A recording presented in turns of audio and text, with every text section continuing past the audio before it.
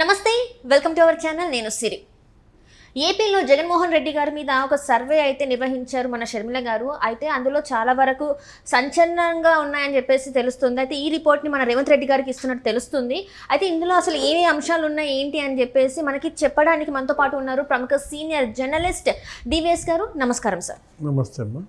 Sir, ఇప్పుడు చూస్తున్నట్టయితే షర్మిల గారు చాలా సభలో కావచ్చు, కానీ తను జనాలలోకి వెళ్ళినప్పుడు కానీ ఒక సర్వే అయితే తన రిపోర్ట్ జగన్మోహన్ రెడ్డి గారి ప్రభుత్వం మీద ఒక రిపోర్ట్ తయారు చేశారు. అది రేవంత్ రెడ్డి గారికి ఇస్తున్నట్టు కూడా తెలుస్తున్నాయి. ఇంతగా సర్వేలో ఉండుండొచ్చు సార్ అసలు? షర్మిల రేవంత్ రెడ్డి భేటీ, రేవంత్ రెడ్డి ఇంటికి వెళ్ళి షర్మిల మాట్లాడటం అనేది ఇవాళ చర్చనీయాంశమైంది. తాడేపల్లి కోటలో ప్రకంపనలు. ఎందుకంటే జగన్మోహన్ రెడ్డి కళ్ళు మూస్తే కనపడుతోంది వాళ్ళిద్దరే. ఎవరు? షర్మిల, రేవంత్. తెలంగాణలో జరిగిందే ఆంధ్రప్రదేశ్లో జరుగుద్దా? తెలంగాణలో కేసీఆర్ ఎలా అయితే ఓడిపోయాడో ఆంధ్రప్రదేశ్లో నేను కూడా అలాగే ఓడిపోతానా? తెలంగాణలో రేవంత్ గెలిపించడంలో షర్మిల పాత్ర ఎలా పోషించిందో ఆంధ్రప్రదేశ్లో చంద్రబాబును గెలిపించడంలో షర్మిల అదే పాత్ర పోషిస్తోందా? సింబాలిక్గా నడుస్తోంది. అవునవును సార్. షర్మిల తెలంగాణ పాదయాత్రలో కేసీఆర్ని దుమ్మెత్తిపోసింది. ప్రతి నియోజకవర్గంలో అక్కడ ఎమ్మెల్యేల స్కాములు బయటపెట్టింది. కేసీఆర్ రాష్ట్ర వ్యాప్తంగా కుంభకోణాలు బయటపెట్టింది. కాళేశ్వరం మీద సిబిఐ ఎంక్వైరీ అడిగింది ఫస్ట్ ఆమె. ఢిల్లీ వెళ్ళి వినతి పత్రాలు ఇచ్చి గందరగోళం చేసి, ఇప్పుడు అదే కాళేశ్వరం మరి మెడకు చుట్టుకుంది కేసీఆర్కి, ఓటమికి బాటలు వేసింది. అదే ఎపిసోడ్ ఇప్పుడు ఆంధ్రాలో రిపీట్ అవుతుంది. షర్మిల ఆంధ్రాలో తిరుగుతోంది, అన్ని నియోజకవర్గాల్లో పర్యటిస్తోంది, అడుగుపెట్టిన ప్రతి చోట కూడా మంట పుట్టిస్తోంది. జగన్మోహన్ రెడ్డికి బొబ్బలు ఎక్కుతున్నాయి. ఏం జరుగుతోంది అక్కడ? అక్కడ నగరి వెళ్ళింది, రోజా స్కాములన్నీ బయటపెట్టింది.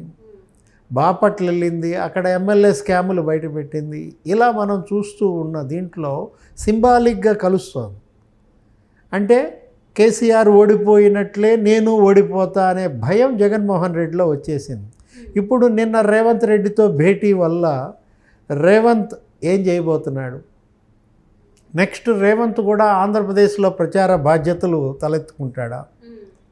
కర్ణాటక డిప్యూటీ సీఎం శివకుమార్ ఎలా అయితే తెలంగాణలో చక్రం తిప్పాడో, కేసీఆర్ ఓటమికి రేవంత్ గెలుపుకు సహకరించాడో, అలా శివకుమార్ పాత్ర రేవంత్ పోషిస్తాడా? రైట్. ఏపీలో షర్మిలకి అతను అప్లిఫ్ట్ ఇస్తాడా? ఇప్పుడు నువ్వన్నావు ఏంటి, షర్మిల ఏదో ఒక సర్వే రిపోర్ట్ ఏదో ఇచ్చిందంటే, మరి ఆ సర్వే రిపోర్ట్లో ఏంటి అనేది వారం 10 రోజుల్లో ఆంధ్రప్రదేశ్లో తిరిగిన సందర్భంగా కాంగ్రెస్ ఏ విధంగా అక్కడ వేళ్ళూనుకుంటోంది. గత ఎన్నికల్లో కాంగ్రెస్ పార్టీ 3%, 2% ఓటుకే పరిమితమైన దీంట్లో షర్మిల మీటింగులకు జనం బాగా వెల్లువెత్తుతున్నారు. ఆమె సూటిగా సుత్తి లేకుండా నీకు విమర్శలు చేస్తోంది.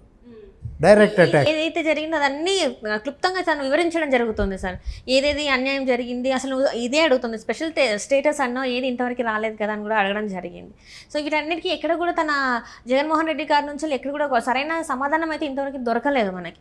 నిన్న కూడా ఈరోజు ట్వీట్ కూడా చేసింది. ఏంటి, ఆ ఎక్స్లో ఆ డిఎస్సి నోటిఫికేషన్ క్వశ్చన్ చేస్తూ, ఇది మెగా డిఎస్సి అంటే అంత ఉలికి పడతారు ఎందుకు, ఇది దగా డిఎస్సి అని నేను ఎందుకన్నానంటే, రాజశేఖర్ రెడ్డి 52,000 పోస్టులు భర్తీ చేశాడు, అది మెగా డిఎస్సి.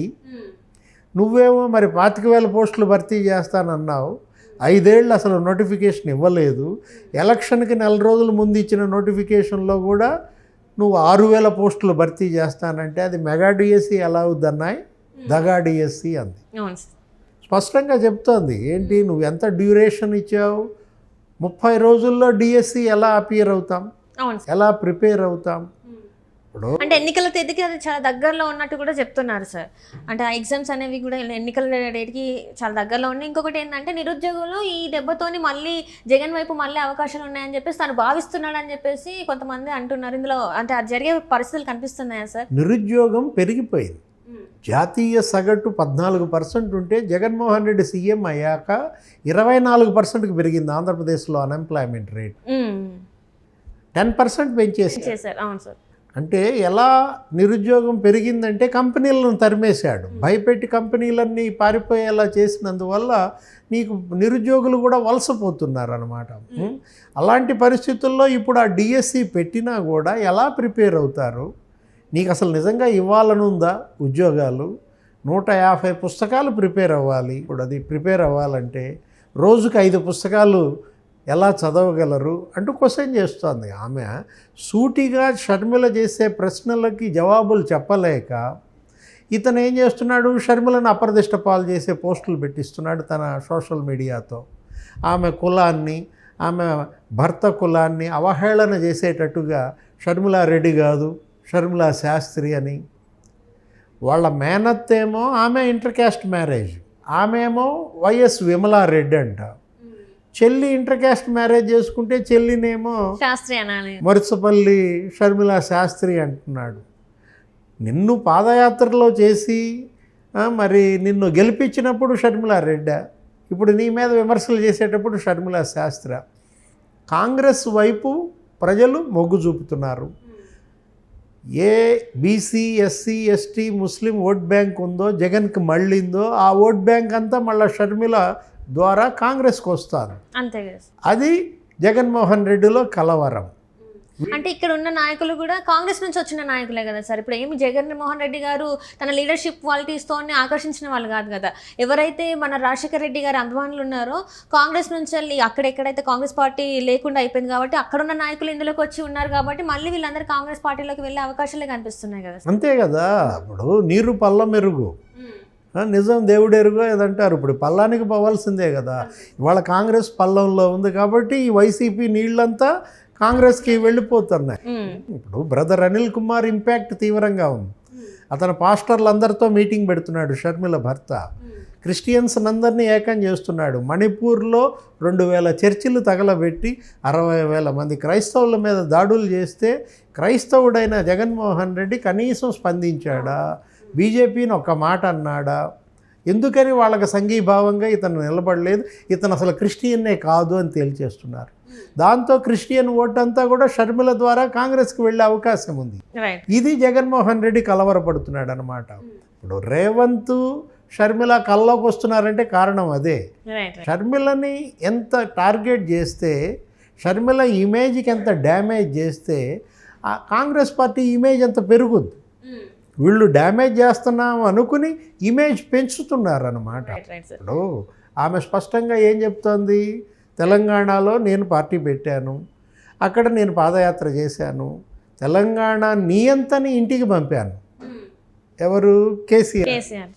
తెలంగాణ నియంతని ఇంటికి ఎలా పంపానో కేసీఆర్ని, అలాగే ఆంధ్రప్రదేశ్ నియంత్రణ కూడా ఇంటికి పంపిస్తాను, వాళ్ళ ప్యాలెస్లో కూర్చోబెడతాను అంటుంది. జగన్మోహన్ రెడ్డిని ఇంటికి పంపించేస్తానంటోంది. ఇతని పరిపాలన వాళ్ళ నాన్న పరిపాలన ఒకటి కాదని చెప్తోంది.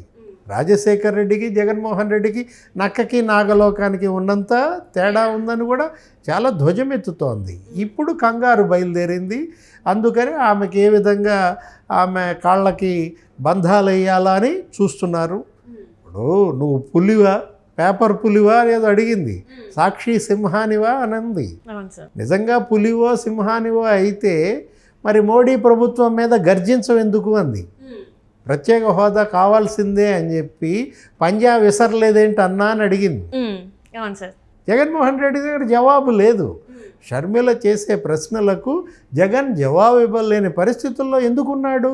అంటే ఎక్కడ కూడా తన అభివృద్ధి కానీ ఉద్యోగాలు కానీ ఇచ్చి ఉంటే ఈరోజు ఎవరెన్ని క్వశ్చన్లు అడిగినా ఎవరెన్ని సవాళ్ళు చేసినా తన ఆన్సర్ చెప్పేవాడు. కానీ ఏమీ ఎలాంటి అభివృద్ధి చేయలేదు కాబట్టి ఈరోజు మొహం దాచుకునే పరిస్థితి వచ్చింది అనుకోవచ్చా సార్ మనం? అంతే కదా. ఇప్పుడు దొంగ ముఖం నలుపు. ఇప్పుడు ఇవాళ ఎందుకు ఈ తలవంపులు వచ్చింది, ఇవాళ ఎందుకని ఇతను ముఖం ఎత్తుకుని తిరగలేకపోతున్నాడంటే కారణం ఇదే. ప్రజలకు అందుబాటులో లేకుండా పోయాడు. అది కూడా అంటోంది షర్మిల. ఏమని? ప్రజల్లో ఉండేవాడు నాన్న, ప్రజలకు దూరమైనాడు అన్న అంటోంది. ప్యాలెస్ నుంచి బయటకు రావట్లేదు అంటోంది. రాజశేఖర్ రెడ్డి ప్రతిరోజు కూడా సమతా బ్లాక్లో అందరినీ 100 మందిని కలిసేవాడు. వాళ్ళ దగ్గర వినతి పత్రాలు తీసుకునేవాడు. ప్రతిరోజు కూడా డజన్ల సంఖ్యలో ఎమ్మెల్యేలకు ఇంటర్వ్యూలు ఇచ్చేవాడు, మంత్రులతో మాట్లాడేవాడు. జగన్మోహన్ రెడ్డి 5 ఏళ్లుగా మంత్రులకు అపాయింట్మెంట్ లేదు, ఎంపీ ఎమ్మెల్యేలకు అపాయింట్మెంట్ లేదు. జనం అసలు కలిసే ప్రసక్తే లేదు. వాళ్ళ ఎంపీయే చెప్పాడు కదా, కర్నూలు ఎంపీ సంజీవ్ కుమార్, అవును సార్. 4.5 ఏళ్లలో నాకు మా సీఎం అపాయింట్మెంట్ 2 సార్లు వచ్చిందండి అన్నాడు. అంటే జనానికి ఎంత దూరం అయ్యాడు, ఎంత ఎడం జరిగాడు అనేది ఇక్కడే అర్థమవుతుంది. అంటే ఇక్కడ నాకు అర్థం కాని విషయం ఏంటంటే సార్, మనం చూసుకున్నట్టయితే జగన్మోహన్ రెడ్డి గారు ఒక్కసారైనా ఏపీకి ముఖ్యమంత్రి అవ్వాలి, అంటే ఏదో ఒక రాష్ట్రానికి ముఖ్యమంత్రి అవ్వాలి అని ఆ ఆశతో ముఖ్యమంత్రి అయినట్టే అనిపిస్తుంది. కానీ ఎక్కడ కూడా నేను ప్రజలకు సేవ చేయాలి, నా రాష్ట్రాన్ని నేను అభివృద్ధి చేసుకోవాలన్నట్టు మాత్రం ఎక్కడ నాకు అనిపించినట్టు అనిపించట్లేదు సార్. ఎక్కడ చూసినా కూడా ఎంతసేపు తను ఒక ప్యాలెస్లో ఉండడం, మంత్రులు ఎవరికి అందుబాటులో లేకపోవడం, జనాల మధ్యలోకి రాకపోవడం, ఇదంతా చూస్తుంటే ఆయన ఫ్యాంటసీని, ఆయనకున్న ఒక ప్యాషన్ ఒకటి నెరవేర్చుకున్నట్టే అనిపిస్తుంది ఎక్కడ చూసినా కూడా. నా వరకైతే అలా అనిపిస్తుంది. ప్రజల ప్రశ్న ఏంటంటే ఆయన ఏం చేస్తున్నాడు? సెక్రటేరియట్కి వెళ్ళడు, ఇంట్లో నుంచి బయటకు రాడు, ప్రజల్లో తిరగడు. ఎందుకు ఈ స్పైడర్ వెబ్? ఆ సాలె గూడు ఎందుకు నిర్మించుకున్నాడు? అందులో నుంచి ఎందుకు బయటకు రావటం లేదు? మా దగ్గర వినతి పత్రాలు తీసుకోవాలి. ఎన్టీ రామారావు అయినా, రాజశేఖర రెడ్డి అయినా, చంద్రబాబు అయినా ప్రతిరోజు నీ దగ్గరకు వచ్చే వాళ్ళందరి దగ్గర వినతులు స్వీకరించేవాళ్ళు. వాళ్ళకి కార్డు కావాలా, రేషన్ కార్డు, ఇల్లు కావాలా, నీ బిడ్డ చదువు కావాలా, వైద్యం కావాలా అడిగి తెలుసుకునేవాళ్ళు. అవును సార్. పంటలు ఎలా పండాయి, వాళ్ళ కరువు వచ్చిందా, వరదలు వచ్చాయా, మీకు నష్టం ఎలా జరిగింది, ప్రభుత్వ సాయం అందిందా లేదా అని అడిగేవాళ్ళు. ఇది పోయింది. హ్యూమన్ టచ్ కోల్పోయాడు జగన్మోహన్ రెడ్డి. అంటే దాన్ని ఏమంటున్నాడు అంటే, జస్ట్ నేను పథకాలు అయితే అన్నీ ఇస్తున్నాను కదా, ఇక్కడ బటన్ నొక్కుతున్నాను కదా, సో చేరవలసిన వాళ్ళ అకౌంట్తోనే డైరెక్ట్గా చేరిపోతున్నాయి కదా, ఎవరే కష్టం ఉన్నా అని కూడా మాట్లాడుతున్నాడు. తను బటన్ నొక్కడమే అభివృద్ధి అని చెప్పేసి తను అనుకుంటున్నారా సార్? అలా అంటే బటన్ నొక్కితే అన్నీ వెళ్ళిపోతున్నాయి కదా, ఇంతకన్నా అభివృద్ధి ఇంకే దేశంలో ఉండదని చెప్పేసి ఆయన అనుకుంటున్నారేమో అని అనిపిస్తుంది. బటన్ సీఎం అంటున్నారు ఆయన అంతా కూడా. ఇప్పుడు ఏంటంటే బటన్లు నొక్కటమే ఇవాళ గవర్నమెంట్ అనుకుంటే, బటన్లు నొక్కటమే పరిపాలన అనుకుంటే అది అటెండర్ అయినా నొక్కుతాడు. దానికి ముఖ్యమంత్రి అవసరం లేదు. ముఖ్యమంత్రి అంటే ఆయనకి ఐఏఎస్లు ఉంటారు, సెక్రటరీస్ ఉంటారు, గ్రూప్ 1 ఆఫీసర్లు ఉంటారు. వాళ్ళతో ఆయన సమీక్ష చేయాలి, పాలసీలు తయారు చేయాలి. పాలసీ మేకర్ అతను. బటన్ సీఎం కాదు, విధాన నిర్ణేత, విధానాల రూపకర్త. ఏది? పేదరికం నిర్మూలనకు ఆయన విధానం ఏంటి, రాజధాని నిర్మాణానికి ఆయన విధానం ఏంటి, ఉపాధి కల్పనకు ఆయన పాలసీ ఏంటి, ఇలా పాలసీ మేకింగ్ కదా కావాల్సింది ముఖ్యమంత్రికి కానీ శాసనసభకు కానీ. ఈయన శాసనసభ 5 ఏళ్లలో ఎన్ని రోజులు జరిపాడు? రైట్. 5 ఏళ్లలో శాసనసభ ఎన్ని రోజులు జరపాలి? రాజశేఖర్ రెడ్డి అసెంబ్లీ 56 రోజులు జరిగితే 100 రోజులు జరగాలని డిమాండ్ చేసేవాడు. అలాంటిది జగన్మోహన్ రెడ్డి ముఖ్యమంత్రి అయిన తర్వాత అసెంబ్లీ కనీసం 5 ఏళ్లలో కూడా నువ్వు 60 రోజులు జరపలేకపోయావే. చంద్రబాబు ముఖ్యమంత్రిగా ఉండగా 5 ఏళ్లలో శాసనసభ నీకు ప్రతి సంవత్సరం 30-40 రోజులు జరిగేది. బడ్జెట్ సమావేశాలు 20 రోజులు జరిగాయి. వింటర్ సెషన్, రైనీ సీజన్ ఎలా చూసుకున్నా 40-50 రోజులు జరపాలి. అలాంటిది ఇతను 5 ఏళ్లలో కలిపిన శాసనసభని 60 రోజులు సమావేశం పరచలేకపోయాడంటే ఇంకా నీకు ప్రజలెక్కడా, ప్రజల సమస్యలు ఎక్కడా, ఆ సమస్యలపైన గళమెత్తేది ఎక్కడా, దానిపైన చర్చ జరిగేది ఎక్కడా, దానిపైన విధానం జరిగేది ఎక్కడా?